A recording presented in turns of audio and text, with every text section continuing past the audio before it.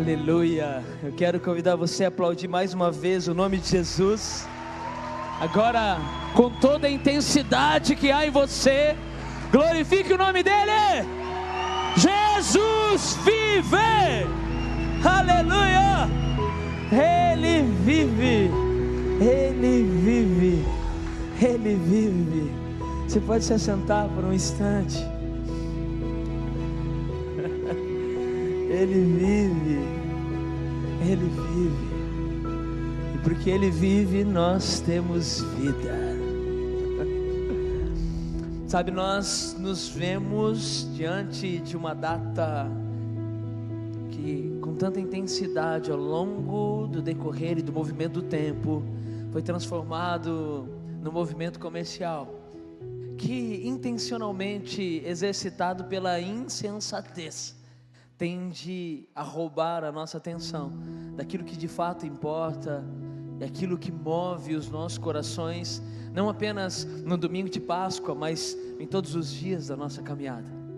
Nós vemos que desde o princípio, desde o início de todas as coisas, Deus projetou o homem à sua imagem e semelhança, o esquadrinhou para com ele poder estabelecer um relacionamento íntimo, estreito, profundo. Mas a semente do pecado produziu seu fruto.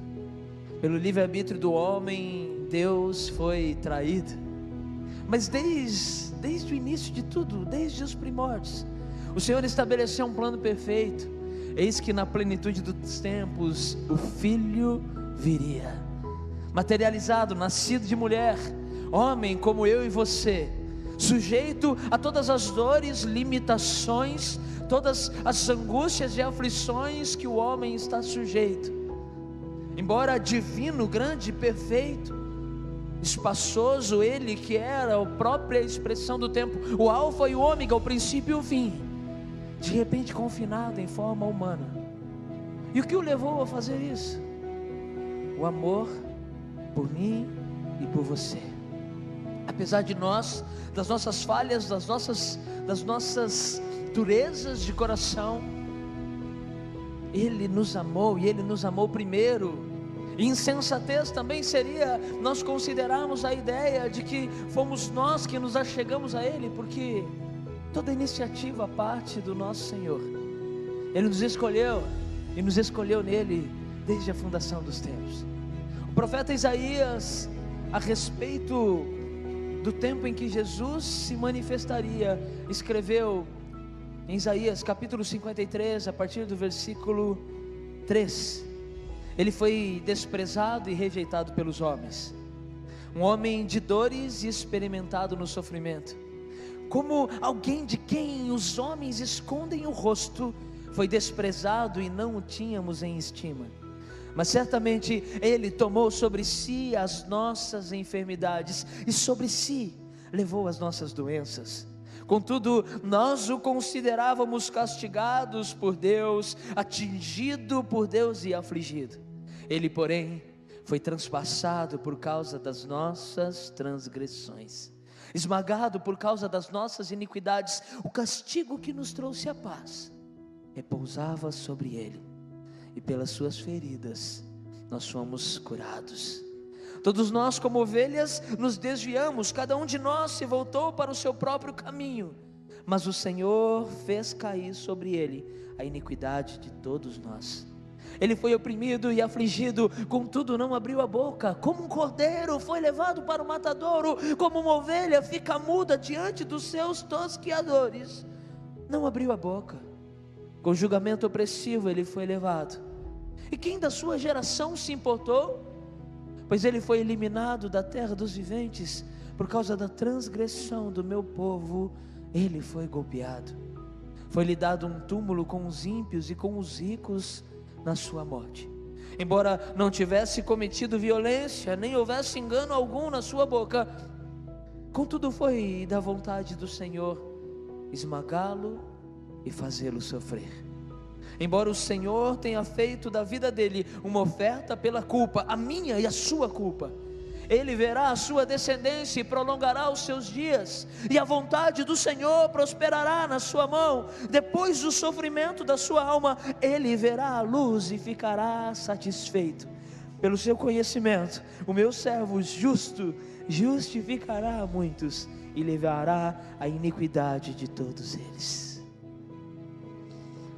Jesus se entregou por mim e por você. O salário do pecado nos era devido, porque desde Adão a humanidade toda foi comprometida e corrompida. Mas no plano perfeito de Deus, o Filho se manifesta na plenitude dos tempos, e Ele vem para carregar o peso do meu e do seu pecado. Não à toa, naquele momento de angústia, Jesus clama: Pai, por que me abandonaste? E de fato aquilo era uma realidade, porque quando todo o pecado da humanidade repousava sobre os ombros de Jesus, a comunhão com o Pai tinha sido comprometida, porque são os nossos pecados quem faz separação entre nós e o nosso Deus. Ele morreu para nos dar vida. E por vezes nós nos vemos enredados no engano e na mentira da insensatez, tentando nos convencer de que somos bons o suficiente para produzir ou promover sobre nós mesmos a salvação necessária. Quantos de nós em algum momento nos pegamos num pensamento louco, dizendo: mas eu sou uma pessoa boa, eu faço tantas coisas corretas, eu faço bem para os outros, eu nunca matei ninguém. Mas a palavra de Deus nos lembra que diante do Senhor, os nossos atos de justiça são como trapos de imundície. Nós necessitávamos de um Salvador, e Ele veio para nos salvar. Ele veio para nos dar vida, para nos resgatar. E hoje a sabedoria nos convida a crermos nele, a nos convidar a realmente não apenas tentarmos explicá-lo, esquadrinhá-lo dentro do pensamento humano, explicando na formação da matéria, no decorrer do tempo ou qualquer outra coisa que seja. A sabedoria nos convida a um exercício de fé, porque o justo viverá pela fé. E se retroceder, diz o Senhor, eu não me agradarei dele. Jesus veio, e pela cruz nós fomos resgatados. Ele morreu a nossa morte, para que eu e você pudéssemos viver a sua vida, para que nós pudéssemos viver para a glória dele. Ele morreu. Mas hoje não é um dia de nós chorarmos a morte de Jesus, mas celebrarmos a sua vida. Porque embora Ele tenha sofrido no madeiro, embora Ele tenha carregado toda a nossa dor e a nossa enfermidade, ao terceiro dia o sepulcro foi encontrado vazio, porque Ele ressuscitou. Aleluia! Ele ressuscitou. O túmulo está vazio. Ele vive. Ele vive. Ele vive. Ele ressuscitou. E depois de ter passado alguns dias entre os discípulos, Ele ascendeu ao céu. E hoje nós temos a convicção de que Ele está sentado à destra do Deus Pai, que Ele tem a terra por estrado aos seus pés, mas que ainda uma vez mais todo olho o verá, porque nas nuvens Ele virá buscar os seus, a sua igreja, aqueles que nele creram, aqueles que creram em seu nome, que confessaram o seu nome, que entenderam a necessidade de um Redentor e que receberam por meio da fé, exercitados no arrependimento, a redenção que apenas Jesus pode proporcionar sobre mim e sobre você. Em Lucas capítulo 24, nós vemos as mulheres procurando por Jesus no túmulo. Elas não o encontraram lá, mas hoje, por meio do Espírito, nós podemos o encontrar aqui. Quando nós cremos Nós falamos e somos ouvidos, nós clamamos e Ele vem. A sua glória continua mudando realidades, transformando vidas, restaurando famílias e, sem dúvida alguma, alterando a eternidade de cada um de nós. Nós estávamos mortos e éramos merecedores da ira de Deus, destinados à perdição, mas por meio de Jesus agora há dentro de mim, de você, uma expectativa de vida eterna, de novos céus e nova terra. Ele vem outra vez. 1 Tessalonicenses capítulo 4 nos lembra disso. Pois dada a ordem com a voz do arcanjo e o ressoar da trombeta de Deus, o próprio Senhor descerá dos céus, e os mortos em Cristo ressuscitarão primeiro. Depois nós, os que estivermos vivos, seremos arrebatados com Ele nas nuvens, para o encontro com o Senhor nos ares, e assim estaremos com o Senhor para sempre. Mas embora Ele tenha morrido, demonstrando o seu amor por toda a humanidade, nem todos estarão com Ele. Nós somos desafiados a estabelecermos uma aliança com Jesus, a entregarmos a nossa vida a Ele. Sabe, sem nós fazermos de Jesus o Senhor, o dono, o majoritário das nossas vidas, nós não podemos nos apropriar da realidade, da nova realidade que Jesus proporcionou na cruz. Esse é o tempo de nós ouvirmos a sabedoria, não uma sabedoria humana, mas uma sabedoria produzida pelo Espírito, que nos convida a entregarmos a nossa vida a Jesus. Eu não sei em que circunstância você entrou neste lugar, talvez você já andou pertinho de Jesus, talvez como aquela mulher do fluxo de sangue, você tocou nas vestes dele. Mas às vezes as circunstâncias da vida, elas se levantam com toda intensidade, e parece que a nossa fé se mostra frágil e capaz de naufragar nos momentos onde ela é mais desafiada. Talvez você se afastou dele, talvez você nunca fez uma aliança com Jesus, talvez até hoje você pensou que a Páscoa era sobre um coelhinho e ovos de chocolate. Nós olhamos para um Cristo Salvador, mas que salva aqueles que recebem a sua salvação. A palavra do Senhor em Romanos capítulo 10, versículo 9 nos ensina que se nós o confessarmos com a nossa boca, se confessarmos que Jesus é Senhor e de todo o nosso coração nós cremos, então seremos salvos. Se nós cremos que Jesus ressuscitou, que Deus o ressuscitou dentre os mortos, nós seremos salvos. Páscoa é isso, nós sabemos que Ele morreu por nós e que ressuscitou, e que todos nós, os que cremos nele, também com Ele um dia ressuscitaremos. Já vivemos uma nova vida, porque esse é o propósito pelo qual Ele veio. O diabo veio para roubar, matar e destruir, mas Jesus veio para nos dar vida, e vida em abundância. Mas cabe a mim e a você, em sabedoria, nos apropriarmos disso. Eu gostaria de te convidar a fechar os seus olhos nesse instante, recline a sua cabeça. Eu queria te encorajar a um autoexame agora. Será que nós temos vivido verdadeiramente como quem crê? Ou nossa vida tem sido pautada em fábulas como a do coelhinho da Páscoa?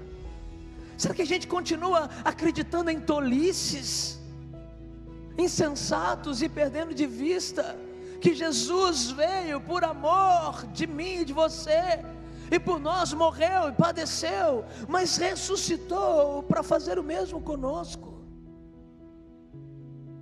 Esse é um convite para tomarmos posse daquilo que Ele proporcionou para nós.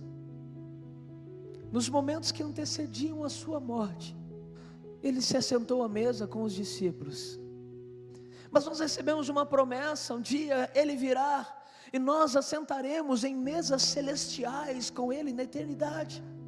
Mas viver essa realidade nos céus depende do que nós fazemos aqui hoje na terra. Eu quero eu quero te dar a oportunidade, eu não posso terminar esse momento sem te dar a oportunidade de entregar a sua vida a Jesus, ou de se reconciliar com Ele. Se você sente que precisa fazer isso, se você entende que esse é o momento de você se posicionar em Jesus, de você restabelecer uma aliança que talvez foi quebrada, ou se apropriar da realidade da cruz e formar uma aliança com o Filho pela primeira vez, eu quero lhe dar a oportunidade de fazer isso. Se você precisa entregar a sua vida a Jesus, se você gostaria de fazer isso, de recebê-lo como Senhor, como Salvador da sua vida, eu quero te encorajar, me dá um sinal, levante uma de suas mãos, aonde você estiver, eu quero orar por você. Se você precisa fazer isso, se você quer entregar a sua vida a Jesus, ou se reconciliar com Ele, estão todos de olhos fechados, mas os olhos de Jesus estão sobre você. Se você precisa fazer isso agora, erga uma de suas mãos. Eu quero orar por você em nome de Jesus. Amém, amém. Temos uma vida lá no fundo, aleluia, glória a Deus. Mas alguém, queridos, eu sinto no meu espírito que há mais pessoas. Não deixe o tempo aniquilar as possibilidades. Não deixe a insensatez calar o movimento das suas mãos. Seja sábio. Lance-se aos pés de Jesus enquanto é tempo. Aleluia. Mais alguém, levante uma de suas mãos, amém, mais uma vida lá no fundo, glória a Deus, mais uma aqui, aleluia, outra lá, glória a Deus, aleluia, mais uma, eu vou encerrar esse momento, eu sinto que tem pessoas que ainda estão resistentes, seja corajoso, lance-se em Jesus, aleluia, mais uma vida lá no fundo, glória a Deus, aleluia, aleluia, aleluia. Eu quero convidar todos a ficarem de pé nesse instante, em nome de Jesus. E você que ergueu a sua mão, se você puder, sai do seu lugar bem rapidinho, vem aqui, eu quero orar por você. Sai do seu lugar bem rápido, corre para cá. Em nome de Jesus, eu quero orar com você nesta noite. Isso é tão maravilhoso, isso é uma fenda no tempo da história da sua vida. A sua realidade, a sua eternidade está sendo mudada agora, aleluia. Louvado seja o nome de Jesus. Isso é valioso demais. Os céus proclamam a glória de Deus e celebram a atitude dos homens que o reconhecem. Eu quero convidar a igreja a estender suas mãos para cá. E você que está fazendo isso hoje, repita comigo essa oração. Diga assim: Senhor Jesus, eu te recebo como meu Senhor. Eu creio que o Senhor é o meu Salvador e que ressuscitou dentre os mortos. Eu te peço, sela o meu nome no livro da vida, libera o teu Espírito sobre mim. Eu aguardo com ansiedade o dia em que o Senhor virá para me buscar, mas até lá eu viverei para a sua glória e com os meus olhos voltados para o Senhor, autor e consumador da minha fé. Aleluia. Pai, em nome de Jesus, nós te damos graça, Deus, por cada um dos teus filhos neste lugar, porque sim, Senhor, agora eles são filhos. E eu oro para que eles sejam selados com o Espírito da promessa, que o Senhor os sustente e os guarde, que todo projeto e propósito que o Senhor tem sobre essas vidas se cumpram em totalidade, que as suas histórias sejam alteradas, que as suas famílias sejam afetadas, que a tua glória, Senhor, resplandeça não apenas sobre eles, mas por meio de cada um deles, Senhor. Nós te louvamos e junto aos anjos nós celebramos cada vida que nasce de novo hoje, e isso sim é a celebração de uma verdadeira Páscoa. Aquilo que a ressurreição proporcionou, nós agora celebramos, nos apropriamos e fazemos isso com gratidão e com alegria, porque tudo isso é para louvor, honra e glória do nome de Jesus. Amém, amém e amém. Você pode aplaudir bem forte o nome de Jesus. Aleluia, aleluia. Olha aqui, deixa eu falar uma coisa para vocês. Talvez haja muita pressão depois do que vocês fizeram aqui, para tentar dissuadi-los da fé. Talvez até mesmo pessoas próximas, familiares, talvez possam questionar a decisão. Mas se um dia vocês se sentiram sozinhos, em primeiro lugar, saiba que há uma promessa: o Senhor não os deixará só até a consumação dos séculos. Em segundo lugar, eu queria que vocês olhassem para trás. Vocês têm uma família na fé, aleluia. Vocês têm uma igreja que te ama, para te abraçar, para andar com você, para te encorajar, para orar por você. E sem dúvida alguma, você vencerá para a glória de Deus, aleluia, aleluia, aleluia. Sejam bem-vindos à família na fé. Nós gostaríamos de pegar o nome de vocês, continuarmos orando, por favor. Queridos, acompanhem eles até o acolhimento, por gentileza, aleluia.